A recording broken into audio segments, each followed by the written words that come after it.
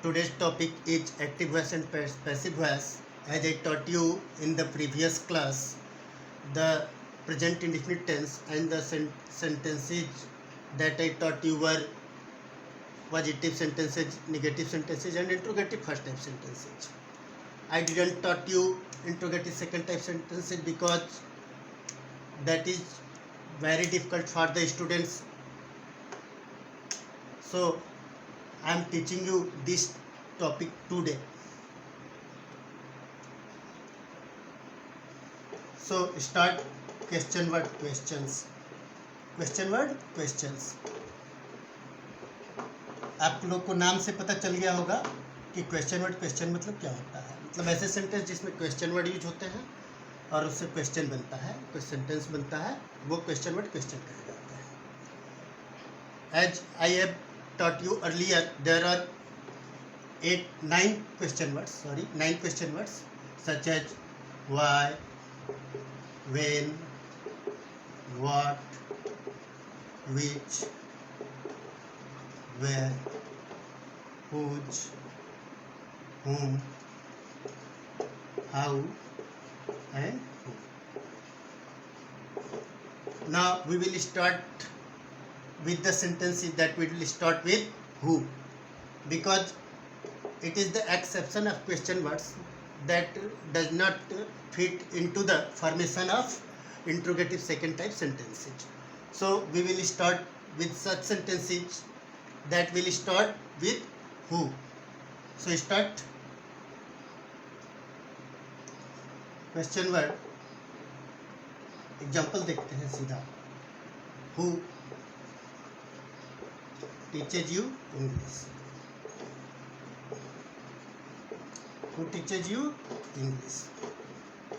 Always remember, the sentence that starts with who will change at first who into by whom.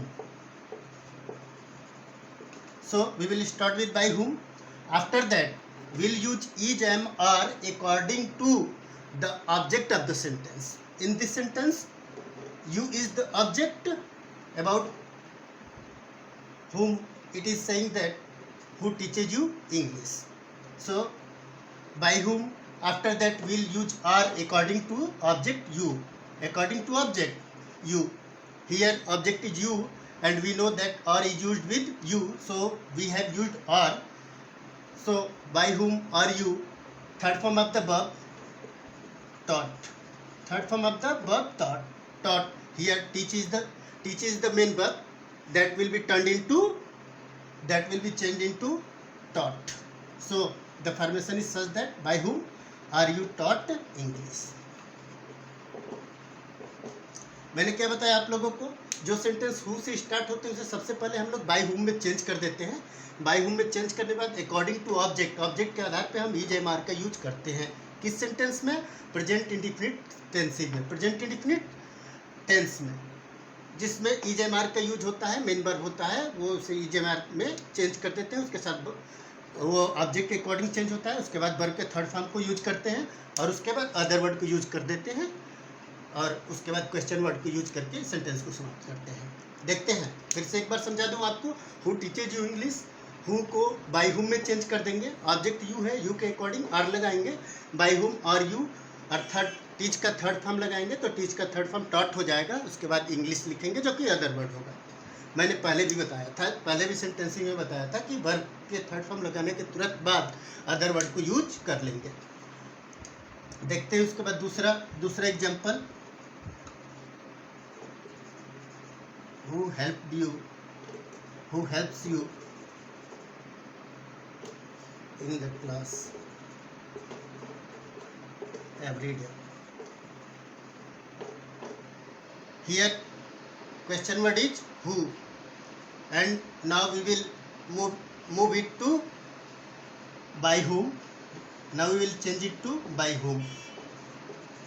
After that, according to you, here are will be used. You के आधार पर यहाँ पे are use होगा. Are you taught. After that in the class every day.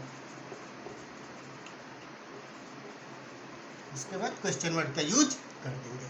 ये मेरा क्या था, WHO वर्ड में जो वर्ड WHO से शुरू हो रहे थे हु से, उसे मैंने बताया। उसके बाद मैं आपको बता रहा हूँ यहाँ पे अब इंट्रोगेटिव सेकेंड टाइप। क्या बताऊँगा मैं? Interrogative second type, sorry interrogative second type ही बता रहा था, मतलब बाकी के जो 8 वर्ड्स बच रहे हैं उससे रिलेटेड सेंटेंसिंग में बताऊँगा। तो देख लीजिए यहाँ पे वो सेंटेंसेज का जो फॉर्मेशन होगा, एक्टिव वॉइस का जो फॉर्मेशन होगा वो ऐसे होगा। सबसे पहले क्वेश्चन वर्ड, तब डू या डज, तब सब्जेक्ट, तब नॉट, तब वर्ब का फर्स्ट फॉर्म, तब ऑब्जेक्ट या अदर वर्ड, और उसके साथ क्वेश्चन वर्ड लगा देंगे। उसको जब पैसिव वॉइस में चेंज करेंगे तो स्टार्ट क्वेश्चन वर्ड से ही करेंगे। तो क्वेश्चन वर्ड उसके साथ इज एम आर का यूज करेंगे, तब सब्जेक्ट का न्यू सब्जेक्ट का यूज कर देंगे। न्यू सब्जेक्ट क्या होता है? जो ऑब्जेक्ट को हम लोग चेंज करते हैं उसे न्यू सब्जेक्ट से डिनोट करते हैं। न्यू सब्जेक्ट, तब नॉट रहेगा तो नॉट, उसके साथ वर्ब का थर्ड फॉर्म प्लस एक्सेट्रा, उसके बाद बाई एजेंट का यूज कर देते हैं। एग्जाम्पल के तौर पे देखते हैं, why do you not help your students. देखते हैं, why are you not help, why do you not help your students. यहाँ पे जब इस टाइप के सेंटेंस को करेंगे वाई से ही स्टार्ट करेंगे। अब यहाँ पे योर स्टूडेंट्स के अकॉर्डिंग हम लोग लगाएंगे इज एम आर जो भी लगाना है। तो योर स्टूडेंट्स प्लूरल है इसलिए यहाँ पे हम आर लगाएंगे। Why are your students not, उसके बाद मैंने लिखा है ना नॉट के बाद वर्ब का थर्ड फॉर्म, वर्ब का थर्ड फॉर्म लिखेंगे तो हेल्प्ड हो जाएगा। Not helped by you. दूसरा एग्जांपल देखते हैं,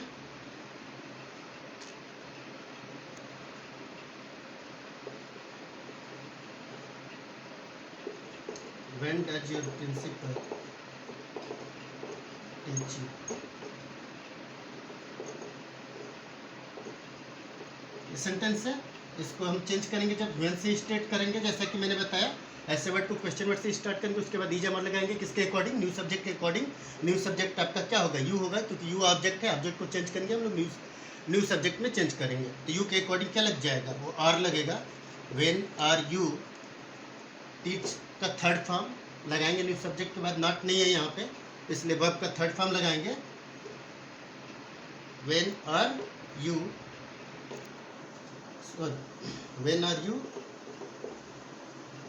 taught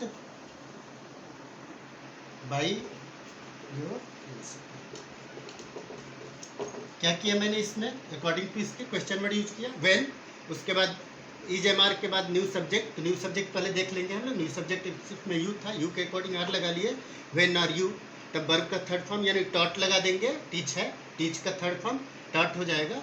when are you taught, उसके बाद बाई हमारा ये सब्जेक्ट है, सब्जेक्ट बाई एजेंट में जाएगा जिसे हम लोग लिख देंगे बाई योर प्रिंसिपल। ये रहा बच्चों हमारा प्रोसेस इंट्रोगेटिव सेकंड टाइप का, जो कि थोड़ा सा जटिल माना जाता है स्टूडेंट्स के अकॉर्डिंग। तो इतने आसान तरीके में मैंने आपको बताया। अगला टॉपिक होगा आपका पूरे सेंटेंसेज, पूरे टेंसेज के जो सेंटेंस होंगे उन्हें कैसे चेंज करते हैं वो पूरे हम एक पेज में बताएंगे। बहुत ही मैजिक स्टाइल है, पूरे एक पेज में मैं आपको बताऊंगा। इसको जानने के लिए आप हमारे साथ जुड़े रहें। इसके लिए आप हमारे चैनल को सब्सक्राइब करें, लाइक करें, कमेंट करें, और उसके बाद सब्सक्राइब करने के बाद बेल आइकन दबाना ना भूलें। धन्यवाद।